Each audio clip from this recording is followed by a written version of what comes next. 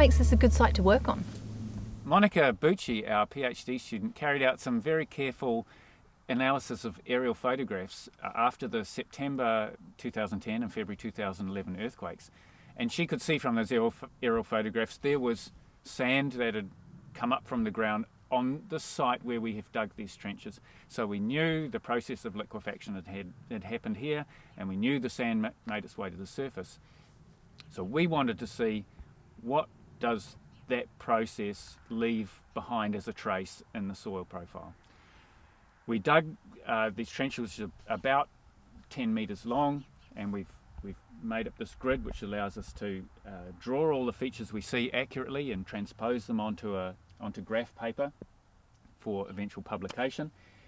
Anyway, once we got into it, we found features that we had seen before, and one of them I'll point out to you here is this thin seam of grey sediment in amongst this black background, and its partner is over here coming up. This is sand that has liquefied during an earthquake. We're not exactly sure which one, and it hasn't come from very deep. This sand down here is still almost liquid at the moment. The water table's very high, it's in the floor of the trench. The shaking has caused the sand to liquefy.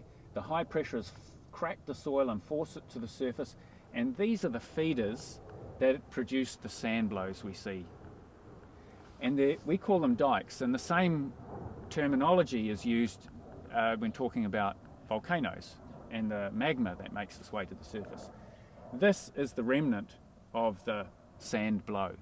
So we've seen the dikes before, but you've actually discovered something new as well, haven't you? We've come across something that has perplexed us in this trench, and we're only just starting to understand it, I think, but I'll just talk you through it.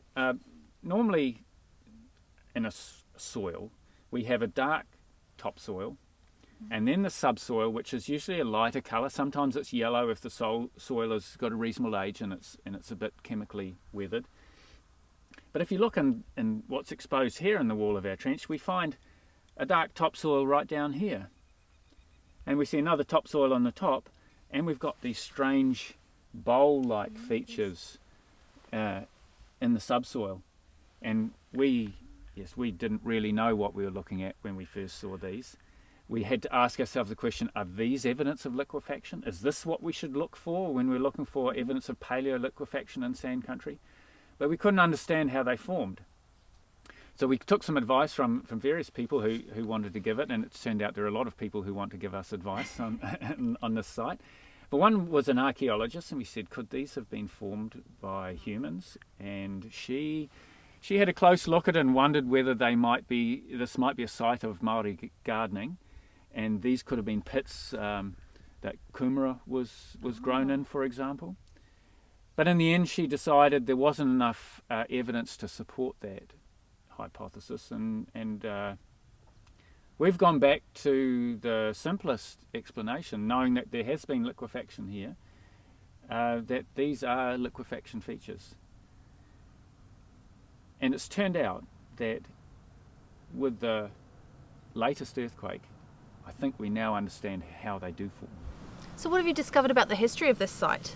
Well, now that we know that these are features formed by liquefaction, we can interpret perhaps how many events there have been. So for example, if this was formed as a depression that is filled in with sand, this was the former topsoil before the depression formed. It then sunk during the liquefaction process. It filled up with sand from a nearby sand blow, and then another topsoil formed on it. So there's one liquefaction event. We've then had more infilling with sand in a later event, in a later bowl, or perhaps the same bowl. Another topsoil is formed on top of that. So there's been at least 2 liquefaction events. And you'll see also that these topsoils are full of charcoal. Now we can date that charcoal, and I've got a piece. This is actually a piece of quite old, weathered wood, and this is an ideal target for radiocarbon dating, and we can get an accurate age on this, which will constrain the timing of the liquefaction events. So Peter, the most recent earthquake has actually answered a few more questions for you, hasn't it? It has indeed. on Valentine's Day we had quite significant liquefaction in this park, which has really told us, given that it wasn't a very large earthquake and we're quite distant from the epicentre, that this is a hypersensitive site for liquefaction. We've had sand blows throughout the park again, but we've also had some other interesting features, and this one we're looking at here is a blister, or we call it a blister. What's happened is the liquefied sand has injected into the soil profile and bulged the surface up, just like a blister on your hands if you're doing too much digging. The fluid gets underneath your skin and makes a blister.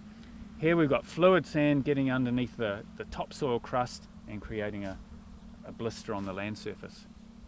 And in some places, just as can happen on your hands, the blister bursts and the fluid leaks out, and it's leaked out to form these sand blows.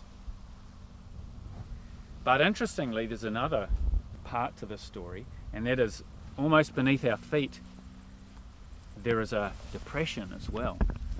And that depression has turned out to be the key to understanding the funny bowl-like things we saw in the trenches. So what's the practical application of the research you're doing here? Well, living in New Zealand, we've had very recent graphic example of the kinds of hazards that we face in this country. Earthquakes, obviously the anniversary of the February 22nd earthquake being a week ago or so is fresh in our minds. It's important to understand the risk associated with natural hazards. And those risk analyses are based on building up an understanding of the frequency and magnitude of earthquake events. Commonly, earthquake hazard has been assessed by going to fault lines, digging trenches across them, and looking at layers exposed in the trenches and figuring out how often an earthquake has occurred by rock layers being offset, and how big the earthquake has been by seeing how much those layers are offset. But we can't find every fault. Some faults are buried, we'll never see them.